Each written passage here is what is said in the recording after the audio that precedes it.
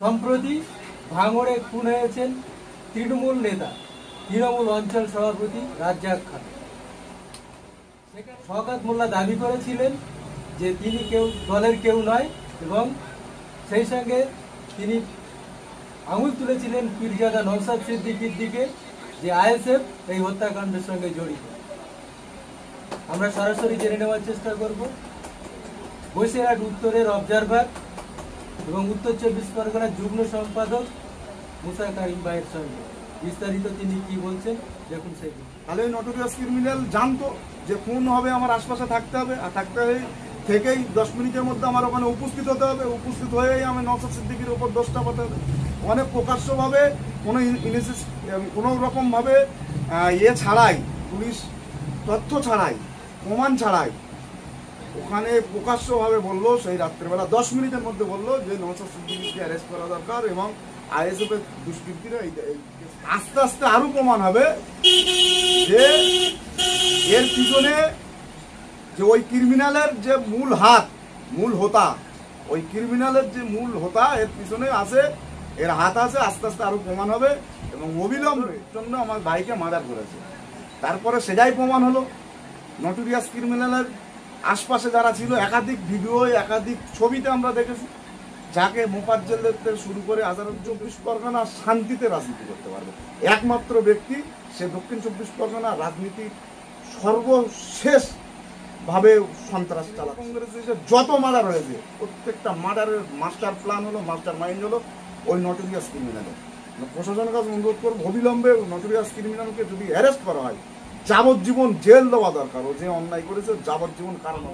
টিএমসির নেতা রাজ্জাক খান খুন হয়, তারপরে আমরা দেখতে পাচ্ছি একে একে সেই টিএমসি সেই দলেরই কর্মীদের এবং নেতাদেরকে গ্রেপ্তার করা হচ্ছে। কি বলবেন? সর্বপ্রথম আমি সমবেদনা জানাচ্ছি রাজ্জাক খান সাহেবের পরিবারকে। অত্যন্ত দুঃখের বিষয়, যখন রাজনীতি কে কোন রাজনীতি করবে তার ব্যক্তিগত বিষয়, কিন্তু এইভাবে রাজনীতি করতে গিয়ে মার্ডার হতে হবে, এটা খুব দুঃখ এবং বেদনাদায়ক ঘটনা।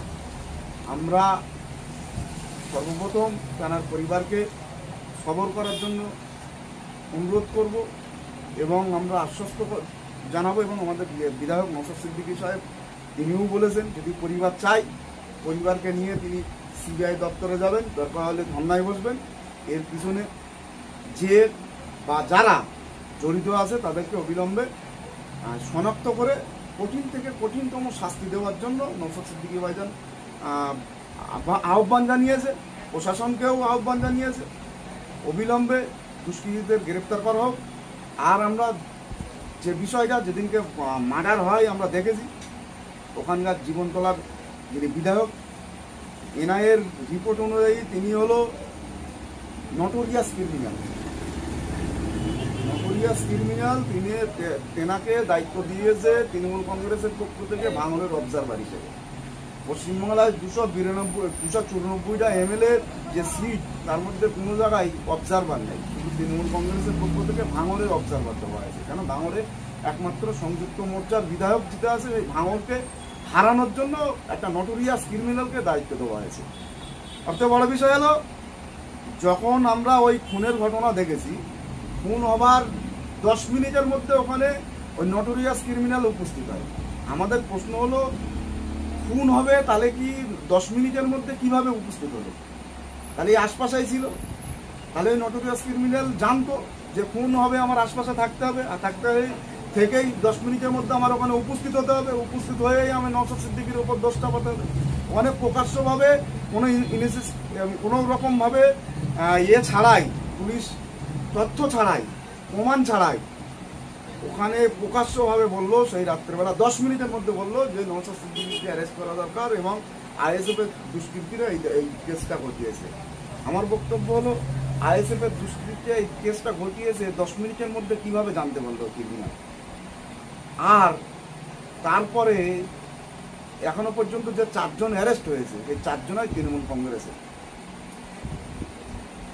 শওকত মোল্লা সাহেবের বক্তব্য অনুযায়ী যদি আইএসএফ এর ছেলেরা মার্ডার করে, তাহলে নওশাদ সিদ্দিকীকে যদি অ্যারেস্ট করতে হয়, তাহলে তো প্রমাণ হলো আইএসএফ এর ছেলেরা এখানে জড়িত না, তৃণমূলেই জড়িত। কেননা ওই রাজ্জাক খাঁর বড় ভাই স্পষ্টভাবে বলেছে যে আমার ভাইয়ের সঙ্গে, রাজ্জাক খাঁর সঙ্গে স্থানীয় যে আইএসএফ এর লিডাররা ছিল, গ্রামের কর্মীরা ছিল, এদের সঙ্গে মধুর সম্পর্ক ছিল, একসঙ্গে বল খেলতো, মানে এত সুন্দর সম্পর্ক ছিল। এবং সেই রাজনীতিটা ব্যক্তিগতভাবে তার রাজনীতি সে করতো, এর রাজনীতি এ করতো, কারোর সঙ্গে বিবাদ ছিল না। প্রকাশ্যভাবে তার বড় ভাই বলেছে যে এটা গোষ্ঠীদ্বন্দ্বের জন্য আমার ভাইকে মার্ডার করেছে। তারপরে সেটাই প্রমাণ হলো। নটোরিয়াস ক্রিমিনালের আশপাশে যারা ছিল, একাধিক ভিডিও, একাধিক ছবিতে আমরা দেখেছি, যাকে মোফাজ্জেলের থেকে শুরু করে আজহারউদ্দিন থেকে শুরু করে যাকে যাকে প্রশাসন অ্যারেস্ট করেছে, গ্রেপ্তার করেছে, তারা কিন্তু একাধিকবার শওকত মোল্লার পাশে ছিল। এখন যদি শওকত মোল্লা আবার দাবি করছে যে আমার পাশে সবাই ছবি তুলতে পারে, আরে ভাই ছবি সবাই তুলতে পারে কিন্তু একাধিকবার তুলতে পারে না। যখনই আমার ক্লোজ হবে তখন একাধিকবারই আমার সঙ্গে ছবি তুলতে পারবে।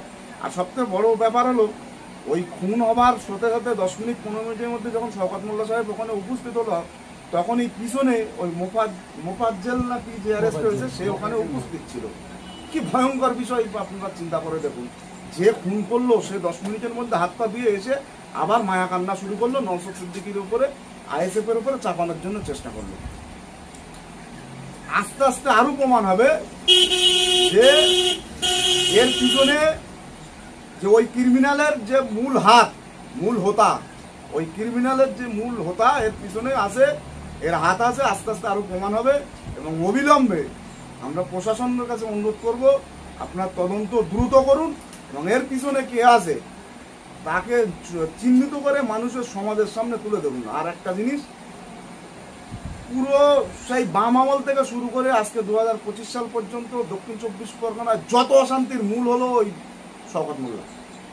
বাম আমলের সময় আমরা দেখেছি 2009 সালের সময় মুখ্যমন্ত্রী তখন বিরোধী দলনেত্রী ছিল, জীবনতলায় প্রোগ্রাম করতে গেলে ওই দলের আরাবুল ইসলামই দাবি করেছে যে শওকত মোল্লাই বোম মেরেছিল, মুখ্যমন্ত্রীকে মার্ডার করে দেওয়ার জন্য প্ল্যান তৈরি করেছিল।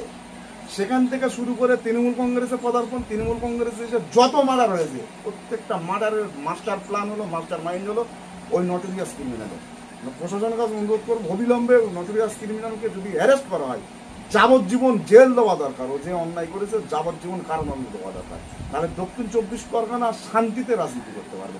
একমাত্র ব্যক্তি সে দক্ষিণ 24 পরগনা রাজনীতির সর্বশেষ ভাবে সন্ত্রাস চালাচ্ছে, ভাবে সন্ত্রাস চালাচ্ছে, ভাবে সন্ত্রাস চালাচ্ছে, ভাবে সন্ত্রাস চালাচ্ছে, ভাবে সন্ত্রাস চালাচ্ছে, ভাবে সন্ত্রাস চালাচ্ছে।